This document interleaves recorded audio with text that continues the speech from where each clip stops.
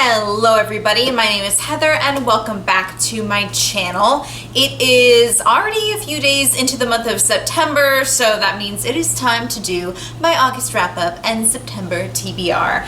Now, August was not the best reading month for me, I'm a little ashamed to say, but at the same time, it got really crazy with school and work and just life in general. I'm in a play right now, so like everything on top of that, plus like rehearsals. So I was only really able to read 2 books. And on top of that, I think like when I did have time to read, I was just so burnt out with everything that I would have rather watched like YouTube and Sailor Moon and all that stuff. So anyway, I read 2 books and let me tell you what they are.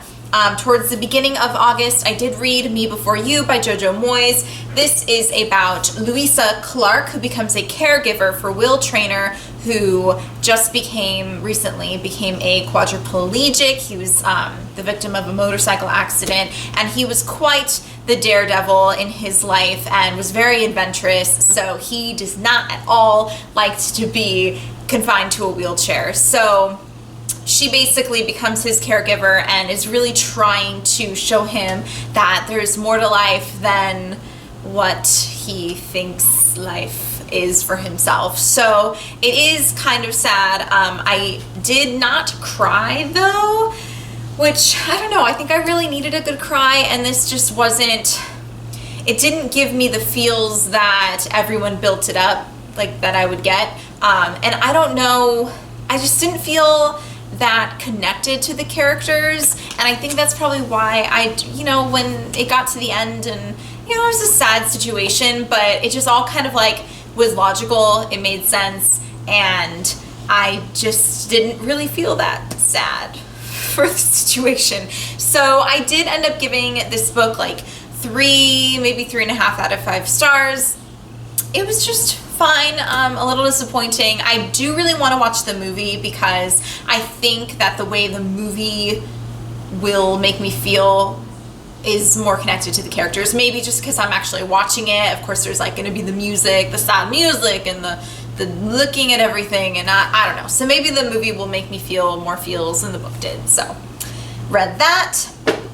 The second and final book I read this month, this is my worst reading month of the entire year, by the way, but that is Curse of the Sphinx by Raye Wagner. I am a host of booktube tours put on by Grace at Loving Dem Books, and I received Curse of the Sphinx as well as Demigods and Monsters by Raye Wagner to review. I read Curse of the Sphinx and did a full review of that. The review I will link in the description box below. Curse of the Sphinx follows our main character, Hope, who is a Sphinx, and her mother's Sphinx as well, but pretty much at the very beginning of the book, her mother is killed.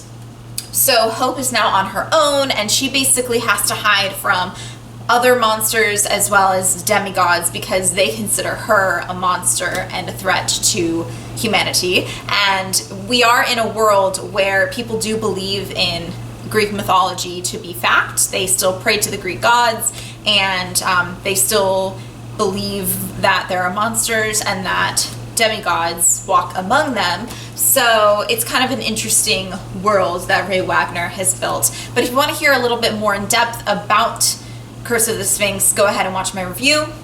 But I did give it like a 3.5 out of 5 stars. I thought it was pretty fast paced. It was definitely a setup book for the next book, which is Demigods and Monsters. So keep that in mind when you're reading it. It's got a little bit of romance, got some action, adventure, and a badass main female character. So all of that speaks. So all of that makes it a pretty good book to read. So yeah, I just read 2 books in August. I'm disappointed in myself, but I can't like harp on myself too much because like I said, I had life stuff going on. So I did listen to about half of an audiobook, and that is Lair of Dreams by Libba Bray. So I'm really hoping to get into that more and finish that in the month of September. Although I only really listened to it on my way to work and sometimes on my way home from work, and it's a super long audiobook, so I still have like 10 or 11 hours left, so we'll see if I complete that this month, but I just wanted to let you guys know. I will be finishing Demigods and Monsters by Raye Wagner. So I already kind of told you a little bit about the first book. Obviously the second book follows from the first book. We're still following our main character, Hope.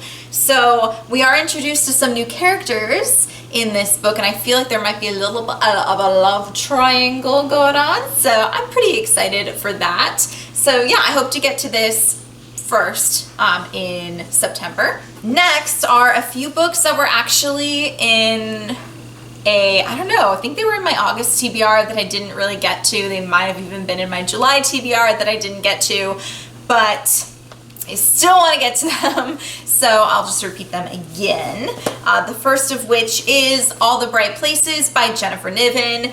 I believe I've given a brief synopsis of All the Bright Places in past TBRs because I have wanted to read it for a while, so I'll kind of skip that and just let you know that I really, really want to get to it. It was recommended by my sister, and she and I have very similar tastes in books, I think, so Hannah, I promise, I will read this. I really, really want to, so yeah.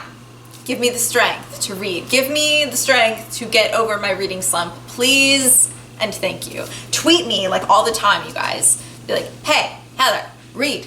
What are you doing? Are you watching YouTube right now? Stop, unless you're watching one of my videos. Just kidding. And then read. Anyway, let's move on. Another one that's been in past TBRs is I'll Give You the Sun by Jandy Nelson. I still want to get to it.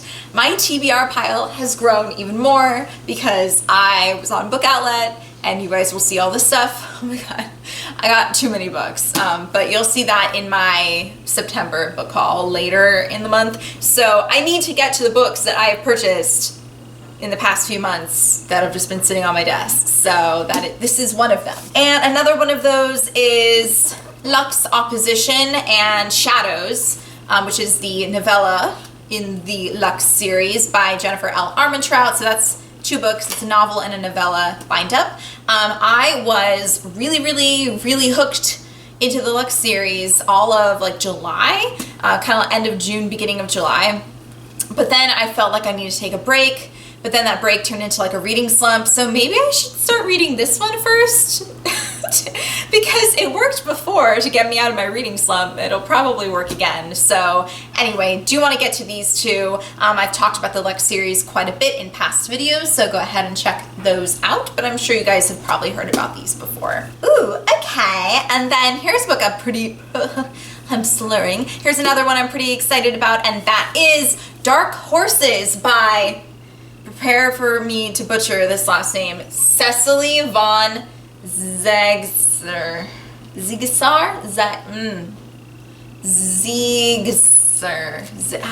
I'm sorry. She is the author of Gossip Girl, by the way, so pretty well-known author.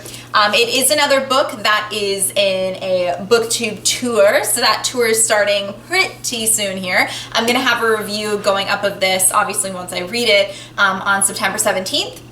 So stay tuned for that. But basically, Dark Horses is about a girl, and let me remind myself of her name because you guys know that I'm so bad at names. Raye Wagner, and basically there's been a really tragic death, and she's just kind of having a little bit of a mental breakdown. So she skips out on the SAT, and her parents basically send her to kind of like a rehabilitation horse camp kind of thing, where she meets this horse.